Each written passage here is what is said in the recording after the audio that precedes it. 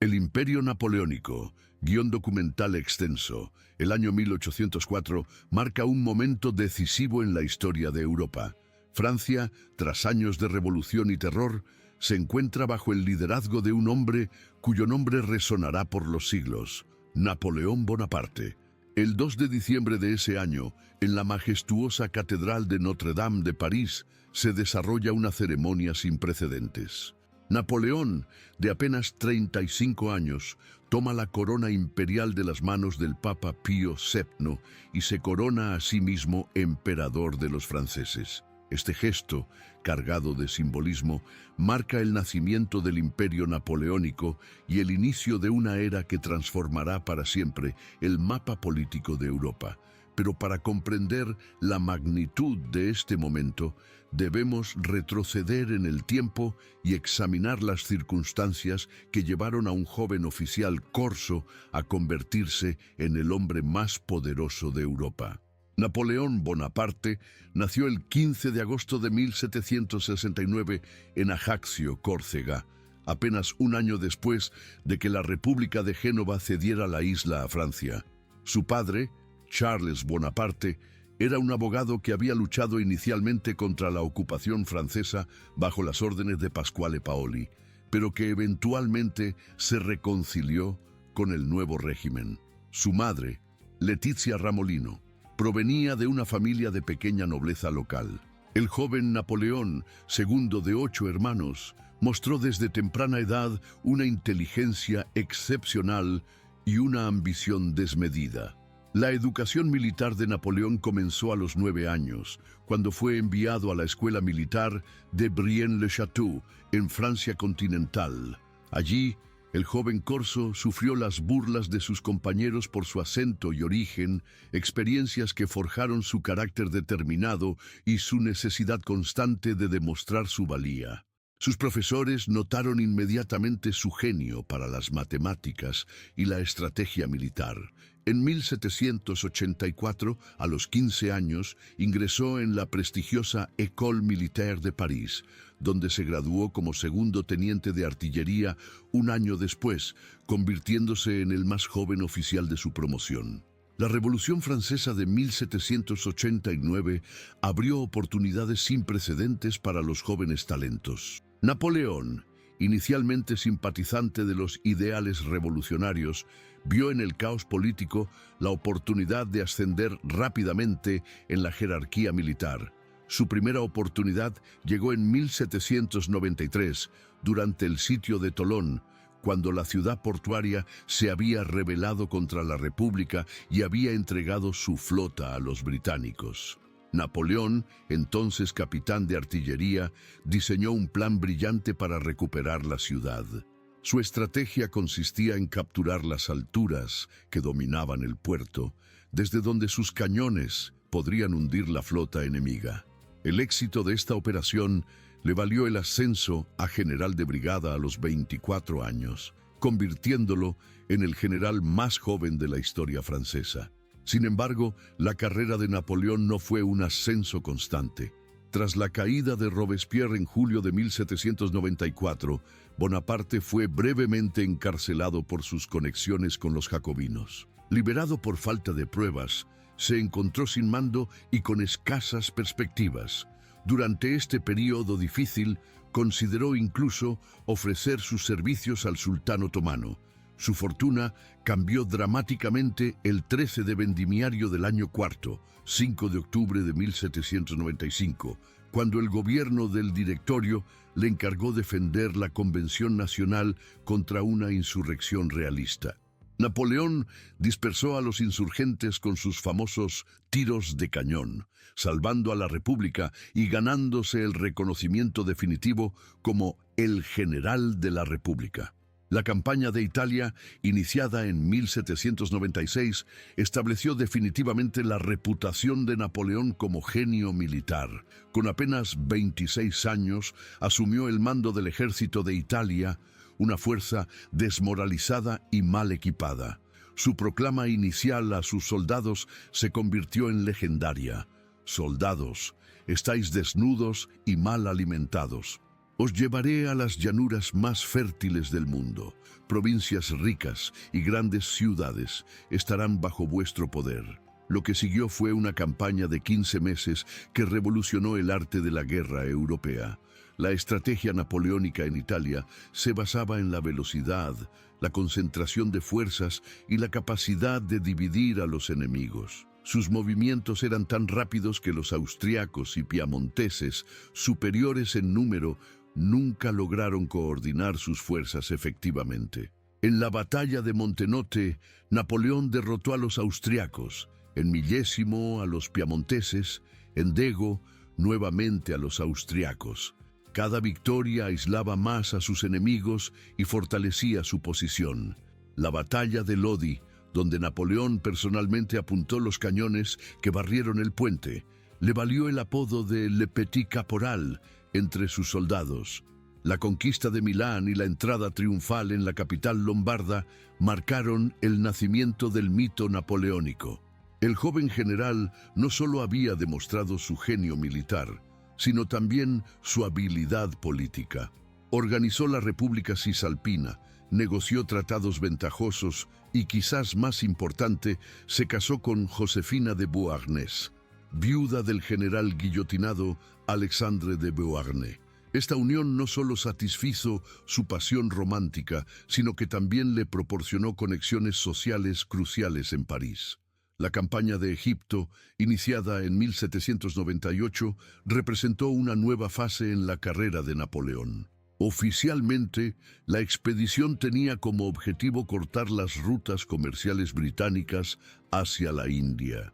En realidad, el directorio veía en esta aventura oriental una manera de alejar a un general que se había vuelto demasiado popular y potencialmente peligroso. Napoleón, por su parte, soñaba con emular a Alejandro Magno y establecer un imperio oriental que rivalizara con el británico. La expedición egipcia fue un ejercicio de propaganda tanto como una empresa militar. Napoleón llevó consigo no solo soldados, sino también científicos, artistas y eruditos. La creación del Instituto de Egipto y los estudios sistemáticos de la civilización faraónica culminaron en la publicación de la monumental Description de l'Égypte. El descubrimiento de la piedra de Rosetta durante esta campaña permitiría posteriormente a Champollion descifrar los jeroglíficos egipcios. Militarmente, la campaña egipcia fue una mezcla de brillantez táctica y desastre estratégico. La batalla de las pirámides, donde Napoleón pronunció su famosa frase «Soldados, desde lo alto de estas pirámides, 40 siglos os contemplan», fue una victoria aplastante contra los mamelucos. Sin embargo, la destrucción de la flota francesa en Abukir por el almirante Nelson dejó al ejército francés aislado en Oriente. La fallida expedición a Siria, marcada por el sitio de Acre y la epidemia de peste, demostró los límites del poder napoleónico fuera de Europa. El regreso clandestino de Napoleón a Francia en octubre de 1799 coincidió con una grave crisis del directorio. La situación militar era desastrosa. Los austriacos habían recuperado Italia, los rusos amenazaban Suiza, y la coalición antifrancesa parecía triunfante. Internamente, la corrupción, la inestabilidad política y la crisis económica habían desacreditado al régimen. Los conspiradores que preparaban el golpe de Estado del 18 de Brumario encontraron en Napoleón al sable necesario para sus planes. El golpe de Estado del 18 de Brumario, 9 de noviembre de 1799, fue ejecutado con maestría política. Napoleón, apoyado por su hermano Luciano, presidente del Consejo de los 500, y por políticos como Sieyes y Ducos, disolvió el directorio y estableció el consulado. La nueva constitución, aparentemente republicana, concentraba el poder real en las manos del primer cónsul. A los 30 años, Napoleón se había convertido en el hombre más poderoso de Francia. El período del consulado, 1799-1804, fue crucial para entender el posterior imperio. Napoleón demostró que su genio no se limitaba al campo de batalla. sino que se extendía a la administración, la legislación y la organización social. La pacificación de la Vendée, donde la guerra civil había desangrado a Francia durante años, se logró mediante una combinación hábil de represión militar y reconciliación política. El Concordato de 1801 con la Iglesia Católica puso fin al cisma religioso que había dividido a los franceses desde el inicio de la Revolución. La promulgación del Código Civil en 1804 representó quizás el logro más duradero del período napoleónico. Este código legal, que llevaba el sello personal de Napoleón, participó en 57 de las 84 sesiones del Consejo de Estado que lo elaboró, establecía principios fundamentales que se extenderían por todo el mundo: la igualdad ante la ley, la protección de la propiedad privada, la libertad de conciencia y la secularización del matrimonio y el divorcio. El Código Napoleónico influyó en la legislación de más de 70 países y sigue siendo la base del derecho civil en muchas naciones. La reorganización administrativa de Francia durante el consulado creó las bases del Estado moderno. El sistema de prefectos, nombrados directamente por el gobierno central, aseguró un control efectivo sobre todo el territorio nacional. La creación de los liceos estableció un sistema educativo nacional que formaba una élite meritocrática. La fundación del Banco de Francia estabilizó la moneda y las finanzas públicas. La Legión de Honor, creada en 1802, recompensaba el mérito tanto civil como militar, estableciendo una nueva nobleza basada en el servicio al Estado. La evolución hacia el imperio no fue repentina, sino gradual. El consulado vitalicio, 1802, y luego el imperio hereditario, 1804, formalizaron una concentración de poder que ya existía de facto.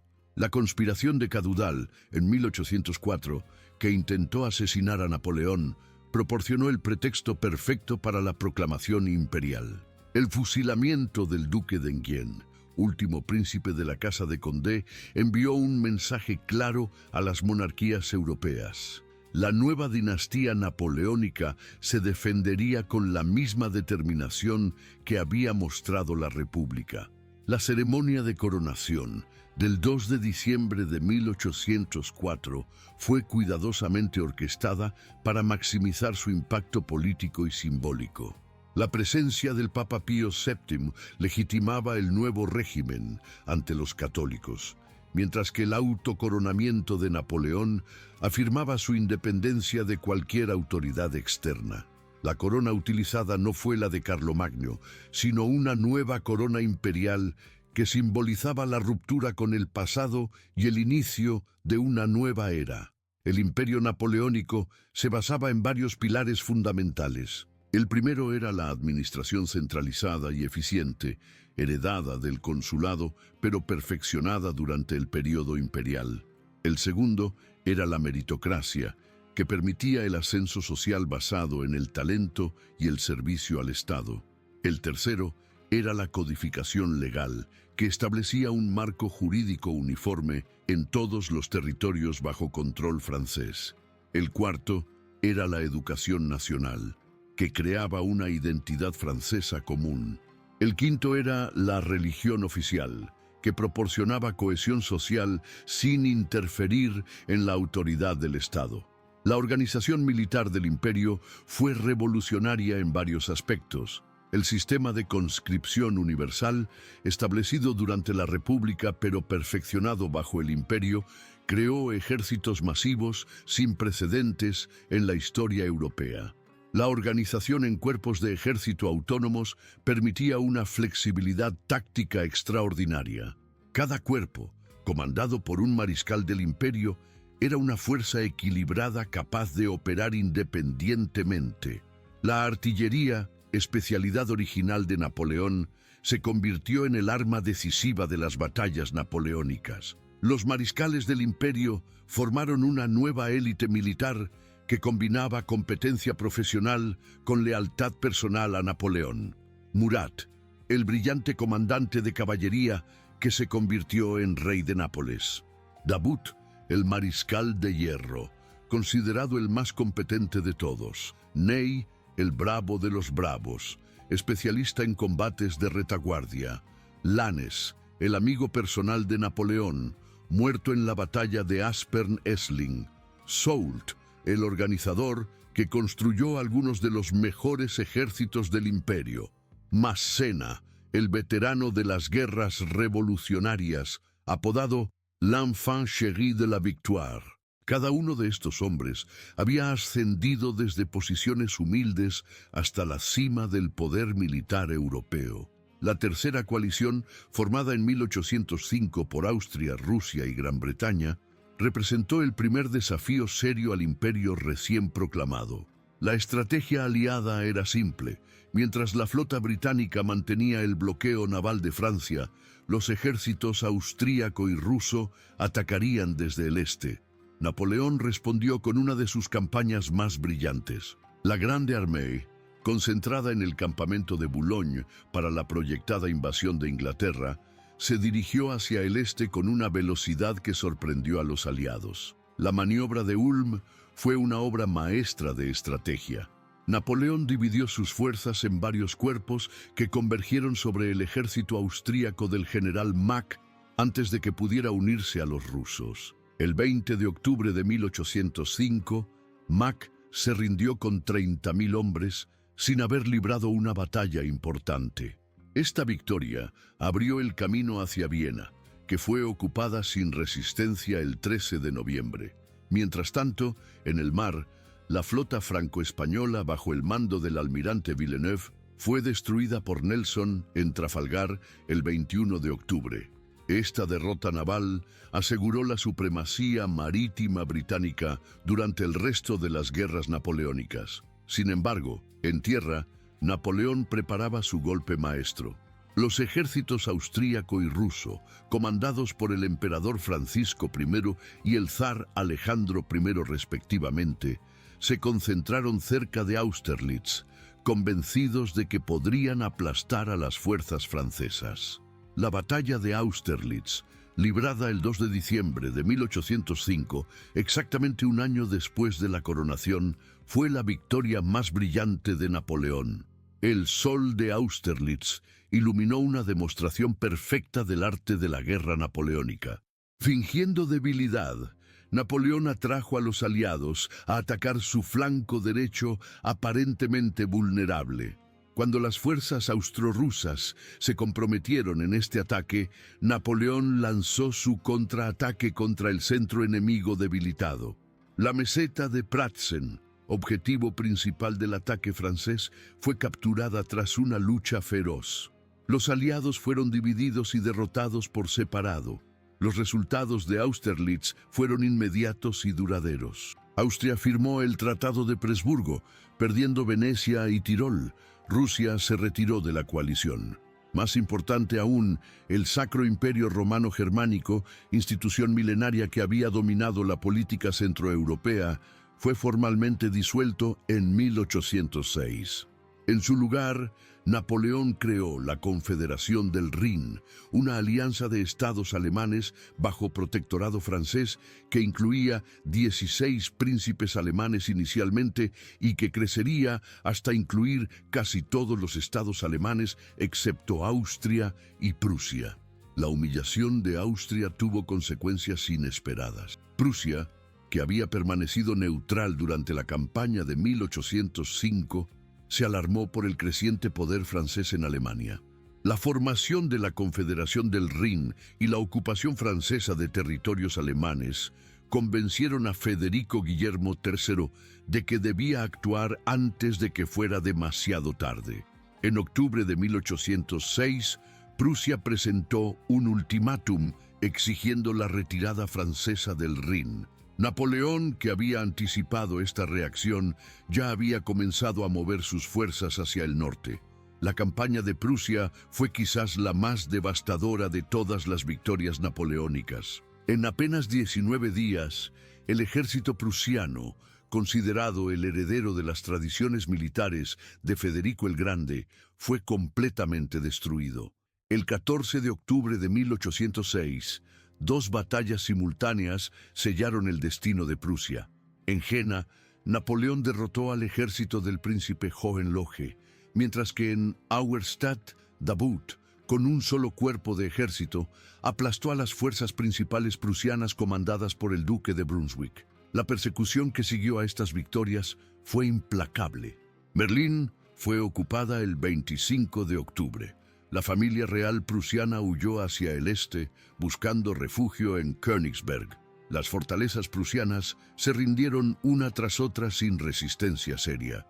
El sistema militar prusiano, basado en la disciplina y el entrenamiento intensivo, se reveló obsoleto ante la flexibilidad y el entusiasmo de las fuerzas napoleónicas. La entrada de Napoleón en Berlín fue un momento de triunfo personal y político. Desde la capital prusiana, el emperador proclamó el sistema continental, un bloqueo económico dirigido contra Gran Bretaña. Este decreto, fechado el 21 de noviembre de 1806, prohibía cualquier comercio con las islas británicas en todos los territorios bajo control francés. La estrategia era clara: si Francia no podía derrotar a Gran Bretaña en el mar, la estrangularía económicamente. Sin embargo, Rusia aún no había sido derrotada. Las fuerzas rusas, comandadas por Bennigsen, se concentraron en Polonia Oriental. La campaña de invierno de 1806-1807 fue una de las más duras que enfrentó Napoleón. El combate en Eylau, librado en medio de una tormenta de nieve el 8 de febrero de 1807, fue una carnicería que no produjo un vencedor claro. Las pérdidas francesas fueron tan elevadas que Napoleón consideró brevemente la posibilidad de una retirada general. La campaña se decidió finalmente en Friedland, el 14 de junio de 1807. Napoleón atrapó al ejército ruso con el río Ale a sus espaldas y lo destruyó sistemáticamente. Las pérdidas rusas fueron catastróficas. Más de 20.000 hombres entre muertos y heridos. Esta victoria convenció al zar Alejandro I de que debía negociar la paz. El Tratado de Tilsit, firmado el 7 de julio de 1807 en una balsa anclada en el río Niemen, representó el apogeo del poder napoleónico. Europa se dividió en esferas de influencia entre Francia y Rusia. El zar reconoció las conquistas napoleónicas en Occidente, mientras que Napoleón le dio carta blanca en Oriente para actuar contra el Imperio Otomano. Prusia fue humillada. Perdió la mitad de su territorio y tuvo que pagar una indemnización de guerra devastadora. El sistema napoleónico alcanzó su máxima extensión tras Tilsit. El imperio francés se extendía desde Hamburgo hasta Roma. Los reinos satélites, gobernados por miembros de la familia Bonaparte, controlaban España, Italia, Holanda y Westfalia. La Confederación del Rin aseguraba la dominación francesa sobre Alemania. El sistema continental, respaldado por la alianza rusa, parecía capaz de estrangular económicamente a Gran Bretaña. José Bonaparte, hermano mayor de Napoleón, se convirtió en rey de Nápoles en 1806 y posteriormente en rey de España en 1808. Luis Bonaparte fue coronado rey de Holanda en 1806. Jerónimo Bonaparte, el hermano menor, se convirtió en rey de Westfalia en 1807. Caroline Bonaparte, hermana del emperador, se casó con Murat, quien eventualmente se convirtió en rey de Nápoles cuando José fue trasladado a España. Elisa Bonaparte recibió el ducado de Lucca y posteriormente el Gran Ducado de Toscana. Esta redistribución de coronas europeas no fue meramente nepotismo, sino parte de una estrategia coherente para asegurar la estabilidad del sistema napoleónico. Los Bonaparte llevaron consigo las reformas administrativas, legales y educativas francesas. El Código Civil se extendió por toda Europa, estableciendo principios uniformes de derecho privado. Los sistemas educativos nacionales se implantaron en los nuevos reinos. La abolición del feudalismo y la igualdad ante la ley se convirtieron en realidades en territorios donde habían sido impensables décadas antes. Sin embargo, este sistema contenía las semillas de su propia destrucción. La resistencia nacional, especialmente en España, demostró que los pueblos europeos no aceptarían indefinidamente la dominación francesa.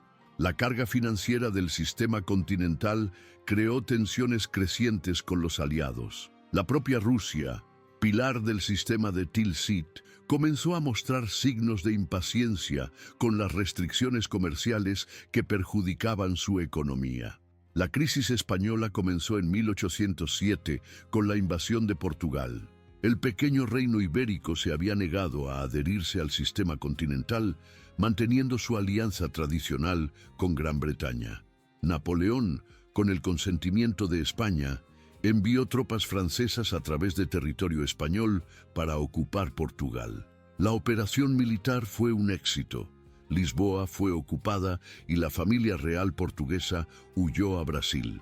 Sin embargo, la situación en España se complicó rápidamente. El rey Carlos IV y su hijo Fernando VII protagonizaron una crisis dinástica que Napoleón decidió resolver a su manera.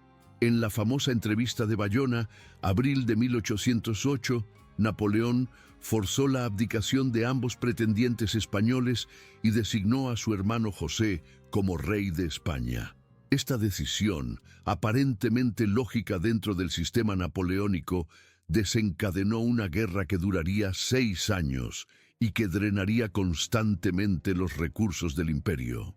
El 2 de mayo de 1808, el pueblo de Madrid se alzó contra la ocupación francesa. La represión fue brutal, inmortalizándose en las pinturas de Goya. Sin embargo, la rebelión se extendió por toda España.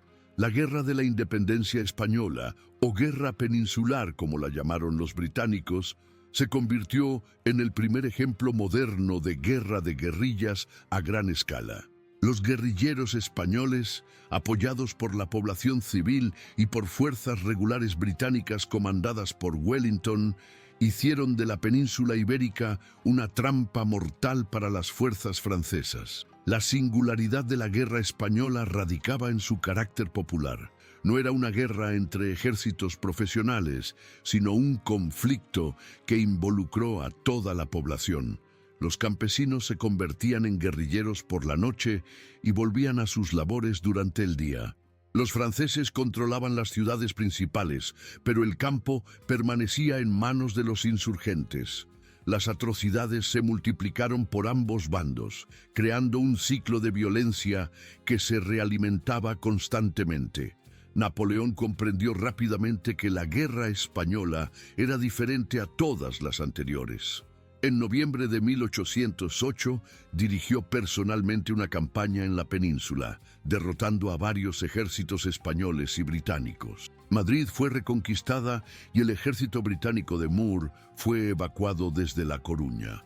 Sin embargo, la crisis austríaca de 1809 obligó a Napoleón a regresar a Europa Central, dejando la guerra española en manos de sus mariscales. La campaña austríaca de 1809 fue significativamente diferente a las anteriores. El archiduque Carlos había modernizado el ejército austríaco siguiendo el modelo napoleónico. Las reformas incluían la creación de un cuerpo de ejército, la mejora de la artillería y la introducción de un sistema de conscripción limitada.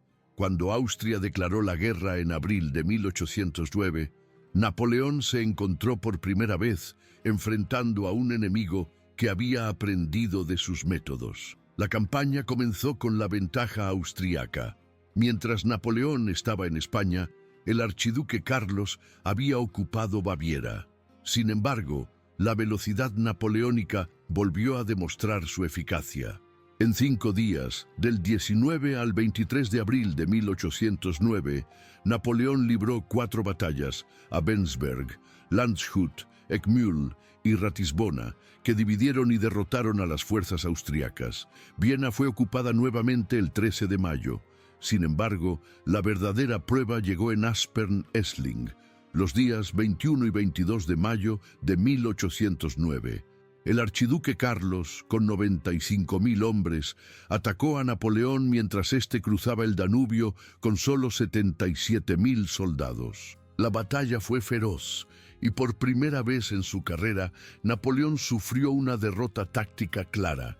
Las pérdidas francesas fueron severas, incluyendo la muerte del mariscal Lannes, uno de los amigos más queridos del emperador. La retirada francesa fue ordenada y profesional, pero el mito de la invencibilidad napoleónica había sufrido su primera grieta importante.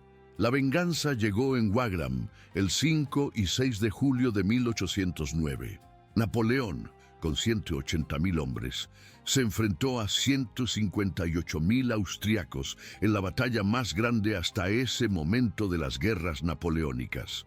La batalla fue decidida por la famosa Batería de los 100 cañones, que Napoleón concentró contra el centro austriaco. La victoria fue completa, pero el costo había sido elevado. Las pérdidas francesas se acumulaban y la calidad de las tropas comenzaba a declinar debido a las constantes campañas.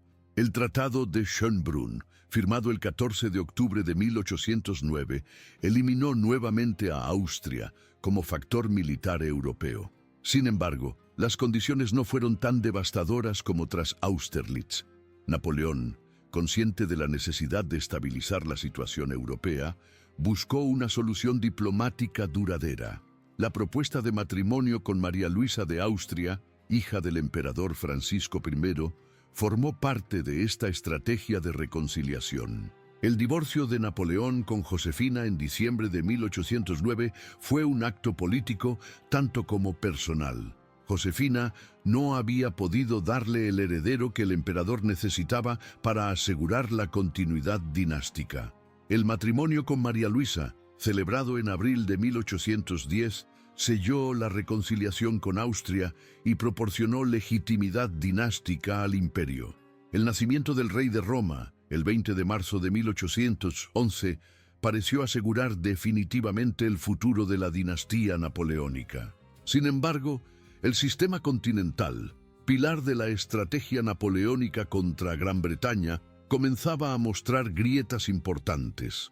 Rusia, económicamente perjudicada por las restricciones comerciales, violaba crecientemente el bloqueo.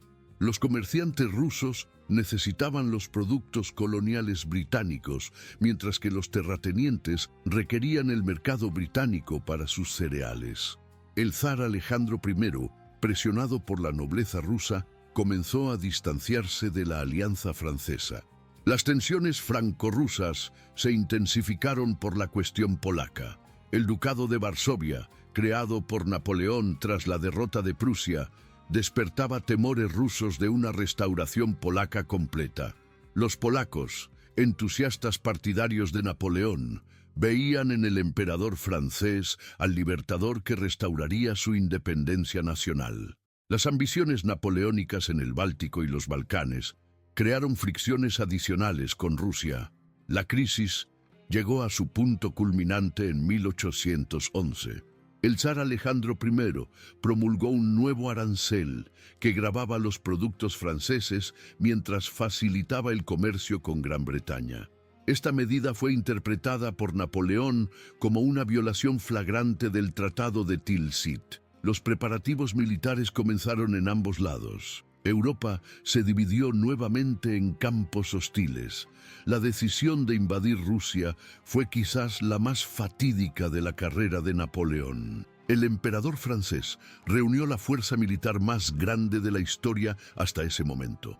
La Grande Armée de 1812 incluía 600.000 hombres de toda Europa: franceses, alemanes, italianos, polacos, holandeses, suizos, croatas e incluso algunos españoles. Esta fuerza cosmopolita reflejaba la extensión del poder napoleónico, pero también su debilidad fundamental, la dependencia de aliados forzados. La campaña rusa comenzó el 24 de junio de 1812 con el cruce del río Niemen. Los planes napoleónicos eran simples: avanzar rápidamente hacia Moscú, derrotar al ejército ruso en una batalla decisiva y forzar al zar a negociar la paz. Sin embargo, los rusos, comandados por Barclay de Tolly y posteriormente por Kutuzov, adoptaron una estrategia diferente: evitar el enfrentamiento decisivo y atraer a los franceses hacia el interior del país. La estrategia rusa de tierra quemada privó a las fuerzas napoleónicas de los suministros locales en los que tradicionalmente se basaban. Las líneas de comunicación se extendían peligrosamente, desde el Niemen hasta el corazón de Rusia. El verano excepcionalmente caluroso de 1812 agravó los problemas logísticos. Las enfermedades, especialmente la disentería y el tifus, comenzaron a diezmar las tropas antes de que se hubiera librado una batalla importante. Smolensk, la ciudad sagrada de Rusia, fue capturada el 17 de agosto tras una lucha feroz. Sin embargo, la ciudad había sido evacuada y parcialmente destruida por los defensores. La esperada batalla decisiva no había tenido lugar y las fuerzas napoleónicas habían sufrido bajas considerables. Napoleón se enfrentó a una decisión crucial: continuar hacia Moscú o establecer cuarteles de invierno en Smolensk. La presión del tiempo y la necesidad de una victoria decisiva antes del invierno llevaron a Napoleón a continuar el avance. El 7 de septiembre de 1812 finalmente tuvo lugar la batalla que ambos bandos habían estado evitando y buscando: Borodino. El enfrentamiento, librado cerca del pueblo de Borodino, a 120 kilómetros de Moscú, fue una de las batallas más sangrientas de las guerras napoleónicas. Kutuzov, el veterano general ruso, había elegido cuidadosamente el terreno. Las fuerzas rusas, 120.000 hombres, ocupaban posiciones defensivas fortificadas. Napoleón, con 130.000 soldados, lanzó una serie de ataques frontales contra las líneas rusas. La batalla se caracterizó por su ferocidad excepcional. Los reductos rusos cambiaron de manos repetidamente. La artillería de ambos bandos causó una carnicería sin precedentes. Al final del día, los franceses habían ganado técnicamente el campo de batalla, pero a un costo terrible: 30.000 bajas francesas contra 45.000 rusas. La victoria pírrica de Borodino abrió el camino a Moscú, pero no proporcionó la decisión estratégica que Napoleón necesitaba. Los rusos se retiraron en buen orden, conservando la mayor parte de su ejército. Una semana después, el 14 de septiembre de 1812, Napoleón entró en Moscú, la antigua capital de los zares. La ciudad, sin embargo, estaba prácticamente vacía. La población había evacuado, llevándose consigo todo lo que podía transportar. La entrada en Moscú debería haber sido el momento culminante de la campaña.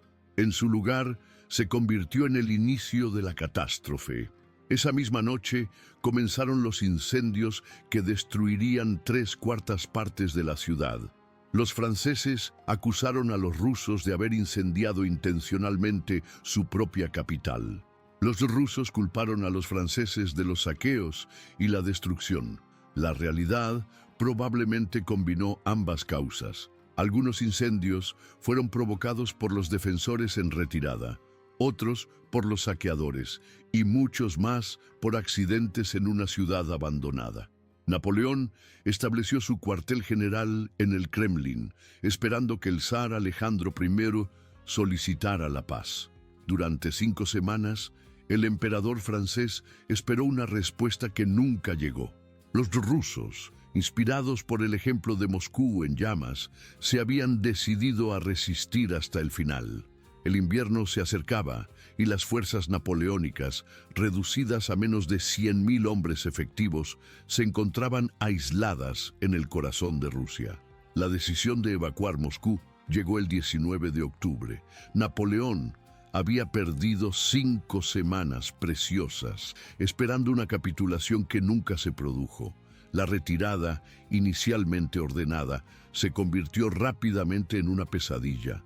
Los cosacos hostigaban constantemente a las columnas francesas. Los partisanos atacaban a los rezagados. El general Invierno, el más fiel aliado de Rusia, comenzó su devastadora campaña contra los invasores. La retirada de Moscú se convirtió en una de las mayores catástrofes militares de la historia. El cruce del río Beresina, del 26 al 29 de noviembre de 1812, simbolizó el desastre de la campaña rusa. Los ingenieros franceses, dirigidos por el general Leblé, construyeron dos puentes improvisados sobre el río helado, mientras las fuerzas rusas atacaban desde ambos lados. Miles de soldados y civiles que seguían al ejército perecieron en el hielo o bajo el fuego enemigo. Napoleón abandonó los restos de su ejército el 5 de diciembre de 1812, viajando incógnito hacia París para organizar la defensa del imperio. El parte oficial hablaba de las rigurosas condiciones climáticas como responsables del desastre, pero la realidad era más compleja. De los 600.000 hombres que habían cruzado el Niemen en junio, menos de 50.000 regresaron en condiciones de combate. La Grande Armée había dejado de existir como fuerza militar efectiva. La noticia del desastre ruso galvanizó a toda Europa. Prusia, humillada desde 1806, fue la primera en rebelarse. El 30 de diciembre de 1812, el general Yorck, comandante del contingente prusiano en Rusia, firmó la Convención de Tauroggen, neutralizando sus fuerzas. En febrero de 1813, Prusia declaró oficialmente la guerra a Francia. El llamamiento a mi pueblo del rey Federico Guillermo III despertó un nacionalismo alemán que trasciende las fronteras prusianas. Austria, tradicionalmente cautelosa, esperó hasta agosto de 1813 para unirse a la Sexta Coalición. Sin embargo, su adhesión fue decisiva. Metternich, el hábil canciller austriaco, se había convertido en el arquitecto de la nueva alianza antifrancesa. La mediación austriaca en las negociaciones de Dresde fue un pretexto para ganar tiempo mientras se ultimaban los preparativos militares. Napoleón, demostrando una vez más su capacidad de recuperación, organizó un nuevo ejército con velocidad sorprendente. Los conscriptos de 1814 fueron llamados prematuramente. Los veteranos inválidos fueron devueltos al servicio activo. La Guardia Nacional fue movilizada para funciones de guarnición. En pocos meses, Francia volvió a tener un ejército de 400.000 hombres, aunque su calidad era inferior a la de las fuerzas anteriores. La campaña de Alemania de 1813 mostró destellos del antiguo genio napoleónico. En Lützen, el 2 de mayo, Napoleón derrotó a las fuerzas prusas y rusas a pesar de la superioridad numérica enemiga.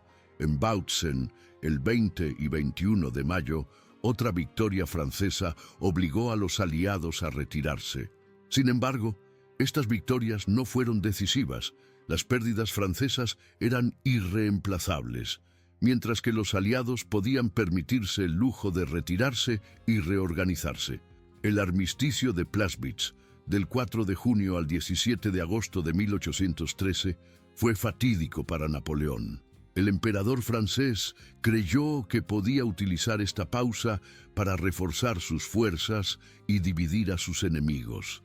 En realidad, el armisticio permitió a los aliados coordinar sus estrategias y recibir refuerzos. Cuando las hostilidades se reanudaron, Napoleón se enfrentó a enemigos más numerosos y mejor coordinados. La entrada de Austria en la guerra cambió completamente el equilibrio de fuerzas. El plan aliado, conocido como el Plan Trachtenberg, evitaba el enfrentamiento directo con Napoleón mientras atacaba a sus subordinados. Cada vez que el emperador francés avanzaba contra uno de los ejércitos aliados, este se retiraba mientras los otros atacaban en sectores diferentes. Esta estrategia evitaba dar a Napoleón la oportunidad de concentrar sus fuerzas contra un solo enemigo. La Batalla de las Naciones en Leipzig, del 16 al 19 de octubre de 1813, fue el enfrentamiento más grande de las guerras napoleónicas. Napoleón, con 180.000 hombres, se enfrentó a 330.000 aliados comandados por Schwarzenberg, Blücher y Bernadotte. La disparidad numérica era abrumadora, pero Napoleón esperaba que su genio táctico pudiera compensar la inferioridad en efectivos. Los primeros días de la batalla fueron equilibrados. Napoleón atacó las líneas aliadas con su vigor habitual, pero no logró romper la resistencia enemiga. El 18 de octubre, el rey de Sajonia y sus tropas se cambiaron de bando en medio de la batalla, creando una brecha peligrosa en las líneas francesas. La retirada napoleónica comenzó ese mismo día, pero se complicó por la destrucción prematura del puente sobre el río Elster, que aisló a miles de soldados franceses. La derrota de Leipzig tuvo consecuencias inmediatas. La Confederación del Rin se desintegró. Los reinos alemanes corrieron a declarar su independencia de Francia. Holanda se rebeló contra Luis Bonaparte. El mariscal Murat, rey de Nápoles, comenzó negociaciones secretas con los aliados para conservar su trono. El sistema napoleónico en Europa Central y Oriental había colapsado. La retirada francesa se convirtió en desbandada. Los aliados cruzaron el Rin el 1 de enero de 1814, pisando suelo francés por primera vez desde 1792. La invasión de Francia marcó el inicio de la fase final de las guerras napoleónicas. Sin embargo, Napoleón aún no estaba dispuesto a rendirse. La campaña de Francia de 1814 sería su último acto brillante como comandante militar. Con apenas 70.000 hombres, Napoleón se enfrentó a 200.000 invasores divididos en varios ejércitos. La estrategia napoleónica consistía en atacar a cada ejército aliado por separado, impidiendo su concentración. En febrero de 1814, una serie de victorias francesas en Champaubert, Montmirail, Château-Thierry y Vauchamp demostró que el genio táctico del emperador permanecía intacto.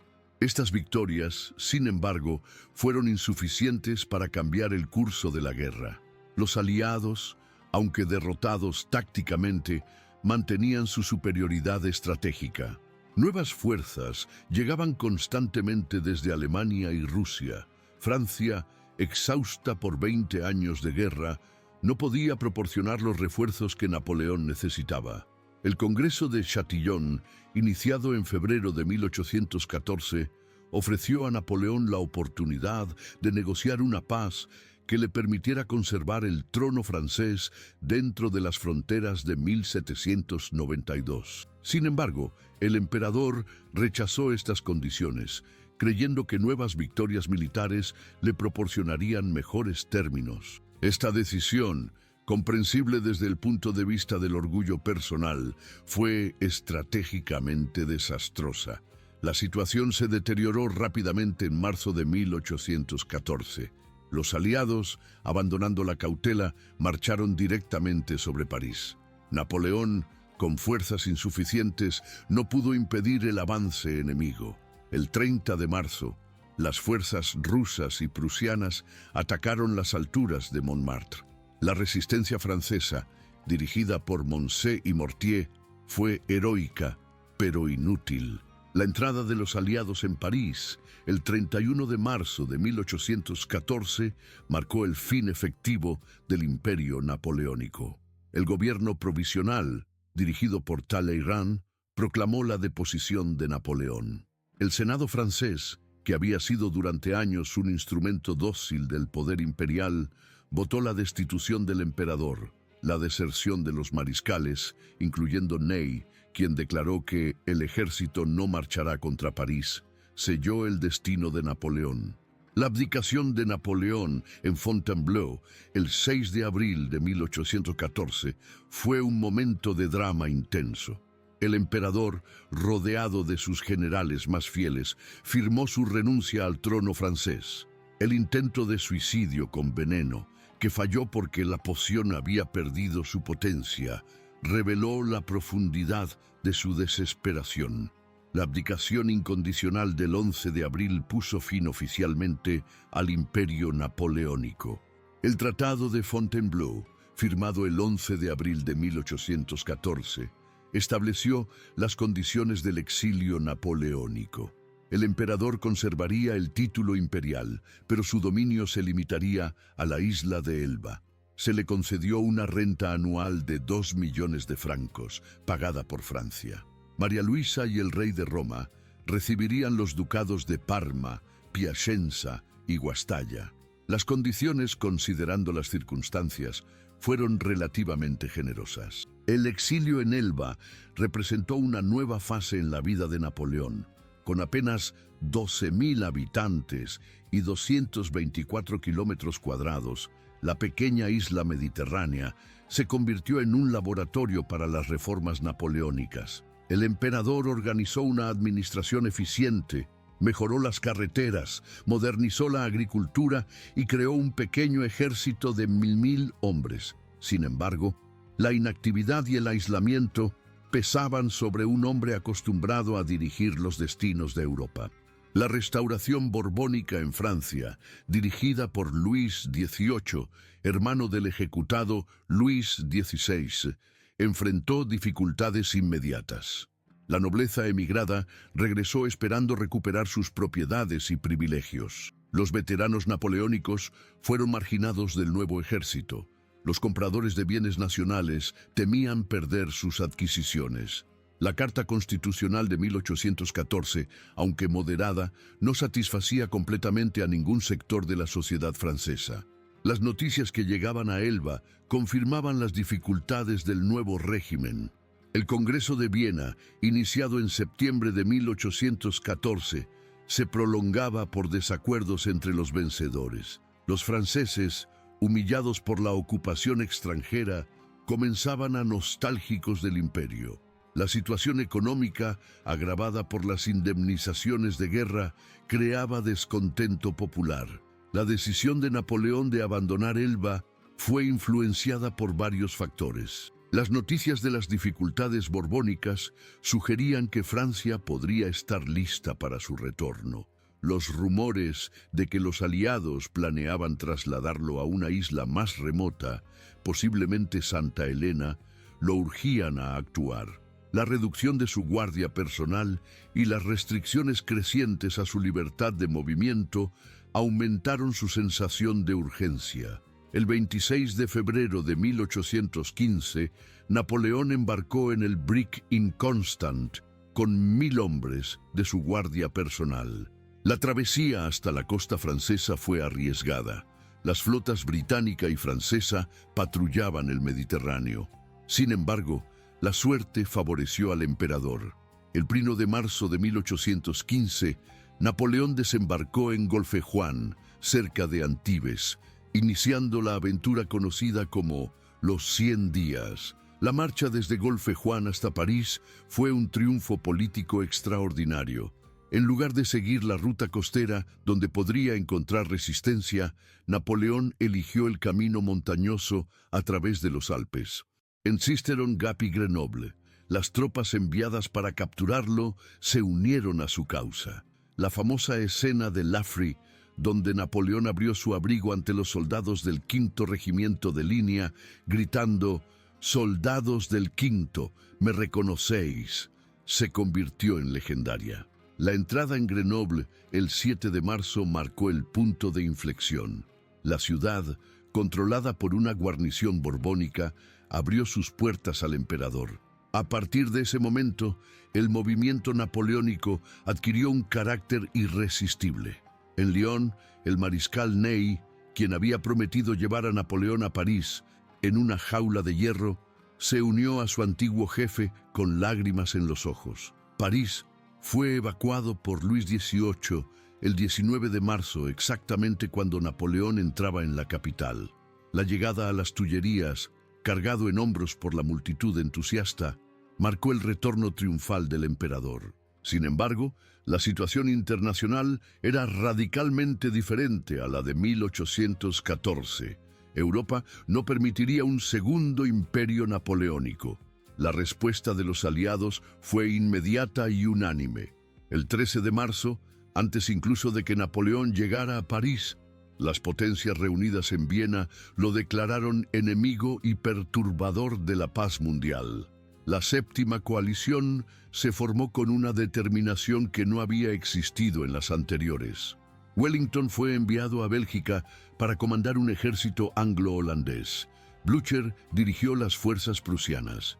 Los austriacos y rusos prepararon ejércitos masivos para una nueva invasión de Francia. Napoleón comprendió que su única oportunidad residía en la velocidad. Debía derrotar a los ejércitos aliados antes de que pudieran concentrarse. La estrategia era arriesgada, pero lógica. Atacar a Wellington y Blücher por separado, aprovechando que sus fuerzas estaban divididas en Bélgica. Una victoria rápida podría dividir la coalición y proporcionar a Francia una posición negociadora. Los preparativos franceses fueron notables por su eficiencia. En 3 meses, Napoleón organizó un ejército de 280.000 hombres. La moral de las tropas era excelente.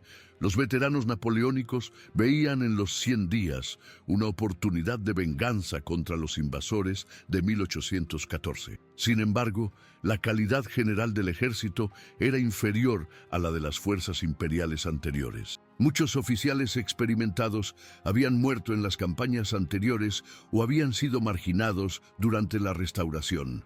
La campaña de Bélgica comenzó el 15 de junio de 1815 con el cruce de la frontera por parte del ejército francés. La sorpresa fue completa. Ni Wellington ni Blücher esperaban un ataque tan temprano. La estrategia napoleónica consistía en insertarse entre los dos ejércitos aliados, impidiendo su unión. El primer día de la campaña fue prometedor para los franceses. Sin embargo, la campaña se complicó rápidamente por problemas de coordinación. La división de las fuerzas francesas en 3 columnas principales, comandadas por Napoleón, Ney y Grouchy, requería una sincronización perfecta que no se logró. Los errores de comunicación y la falta de coordinación entre los comandantes franceses contrastaron con la eficiencia de las campañas anteriores. La batalla de Quatre-Bras, el 16 de junio, fue una oportunidad perdida para los franceses. Ney, con fuerzas superiores, atacó a Wellington, pero no logró una victoria decisiva. La llegada de refuerzos británicos durante la batalla equilibró las fuerzas. Mientras tanto, en Ligny, Napoleón derrotó a Blücher, pero el general prusiano logró retirarse en buen orden. La victoria táctica francesa no se tradujo en una ventaja estratégica decisiva. El error crucial de la campaña fue la decisión de Napoleón de enviar a Grouchy con 33.000 hombres para perseguir a los prusianos en retirada. Esta división de fuerzas privó al emperador de tropas esenciales para la batalla final. Grouchy, siguiendo órdenes estrictas, se alejó del campo de batalla principal en el momento más crítico de la campaña. La batalla de Waterloo, el 18 de junio de 1815, fue el enfrentamiento final entre Napoleón y sus enemigos. El terreno, elegido por Wellington, favorecía la defensa. Las fuerzas eran relativamente equilibradas. 72.000 franceses contra 68.000 anglo-holandeses, pero con la amenaza constante de la llegada de los 50.000 prusianos de Blücher. La batalla se desarrolló en 3 fases principales. La primera fase, de 11:30 a 14:00 horas, consistió en ataques franceses contra las posiciones británicas. El ataque de distracción contra Hougoumont se prolongó más de lo previsto, absorbiendo fuerzas francesas valiosas. El bombardeo de artillería francesa causó pocas bajas entre las tropas británicas, que estaban protegidas por la topografía del terreno. La segunda fase, de 14:00 a 16:00 horas, vio el ataque masivo de la caballería francesa comandada por Ney. Los charges de caballería, aunque espectaculares, fueron infructuosos contra los cuadros británicos. La artillería francesa no pudo apoyar efectivamente a la caballería por temor a disparar contra sus propias tropas. Las pérdidas francesas fueron severas sin lograr un avance decisivo. La fase final, de 16:00 a 21:00 horas, fue decidida por la llegada de los prusianos. Blücher, que había prometido apoyar a Wellington, cumplió su palabra a pesar de sus propias dificultades. El ataque prusiano sobre el flanco derecho francés obligó a Napoleón a dividir sus fuerzas. El último ataque de la Guardia Imperial, el cuerpo de élite que nunca había sido derrotado, fue rechazado por las tropas británicas. La retirada francesa se convirtió en desbandada cuando corrió el rumor de que la Guardia había sido derrotada. La Garde meurt, elle ne se rend pas. La Guardia muere, no se rinde. Se convirtió en el epitafio del Imperio Napoleónico. Las pérdidas francesas fueron devastadoras, 25.000 hombres entre muertos, heridos y desaparecidos. El ejército napoleónico había dejado de existir como fuerza coherente. El regreso de Napoleón a París, después de Waterloo, fue un viaje solitario y melancólico. El emperador, que había partido hacia Bélgica con la esperanza de restaurar su imperio, regresaba como un fugitivo. La capital francesa, que lo había acogido triunfalmente 3 meses antes, ahora lo recibía con indiferencia. Las noticias de la derrota habían llegado antes que el propio Napoleón. La segunda abdicación de Napoleón, el 22 de junio de 1815, fue más definitiva que la primera. Esta vez no hubo negociaciones sobre las condiciones. El emperador francés se convirtió simplemente en el general Bonaparte, prisionero de los aliados. Su intento de huir a América fue frustrado por el bloqueo naval británico. La rendición a los británicos el 15 de julio marcó el fin definitivo de la carrera política de Napoleón. El exilio en Santa Elena, isla británica perdida en el Atlántico Sur, fue concebido como una prisión definitiva.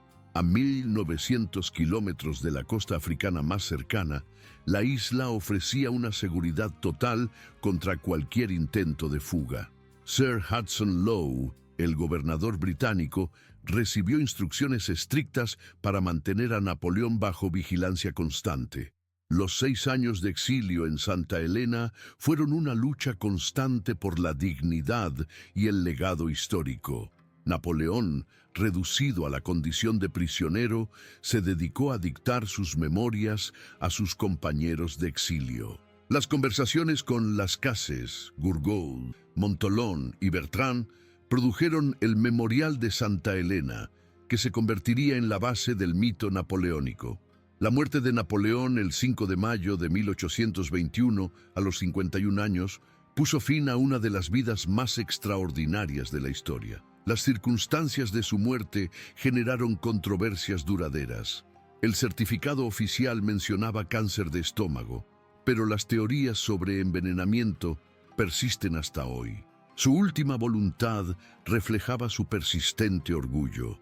Muero prematuramente, asesinado por la oligarquía inglesa y su sicario. El legado del imperio napoleónico trascendió ampliamente su colapso militar. El Código Civil Napoleónico se convirtió en el modelo para los sistemas jurídicos de Europa continental y América Latina. Los principios de igualdad ante la ley, protección de la propiedad privada y libertad de conciencia se extendieron por todo el mundo civilizado. Países tan diversos como Japón, Turquía y Egipto adoptaron elementos del Código Napoleónico en sus modernizaciones legales. La reorganización administrativa del Estado francés durante el Consulado y el Imperio estableció el modelo del Estado moderno. El sistema de prefectos, que aseguraba el control central sobre el territorio nacional, fue copiado por numerosos países. La profesionalización de la administración pública basada en el mérito y la competencia sustituyó gradualmente al nepotismo y la corrupción del antiguo régimen. El impacto educativo del imperio fue igualmente duradero. La creación de la Universidad Imperial y la reorganización de la educación secundaria establecieron un sistema educativo nacional que formaba una élite meritocrática. Los liceos napoleónicos produjeron generaciones de funcionarios, militares y profesionales que modernizaron Francia y sus colonias. El modelo educativo francés influyó en los sistemas educativos de todo el mundo. Las guerras napoleónicas transformaron irreversiblemente la estructura política de Europa. El nacionalismo, despertado por la dominación francesa, llevó a la unificación de Italia y Alemania en la segunda mitad del siglo XIX. Los principios de autodeterminación nacional y soberanía popular, aunque manipulados por Napoleón, se convirtieron en fuerzas políticas irresistibles. La influencia militar del Imperio Napoleónico fue profunda y duradera. Las innovaciones tácticas y estratégicas de Napoleón revolucionaron el arte de la guerra. El sistema de cuerpos de ejército, que permitía flexibilidad operacional sin precedentes, fue adoptado por todos los ejércitos europeos. La guerra de movimiento, basada en la velocidad y la concentración de fuerzas, se convirtió en el paradigma militar dominante.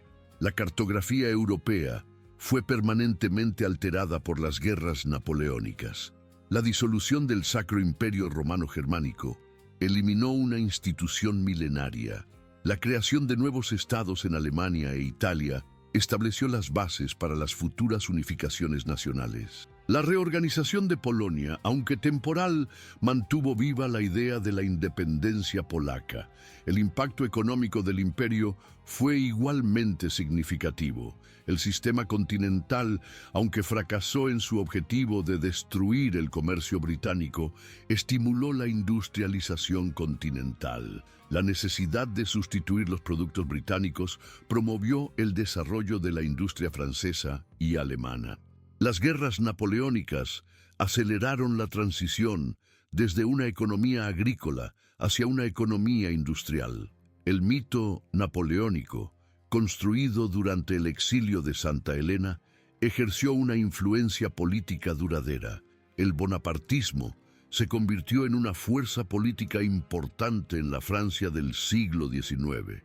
Luis Napoleón Bonaparte, sobrino del emperador, utilizó el legado napoleónico para llegar al poder como Napoleón III.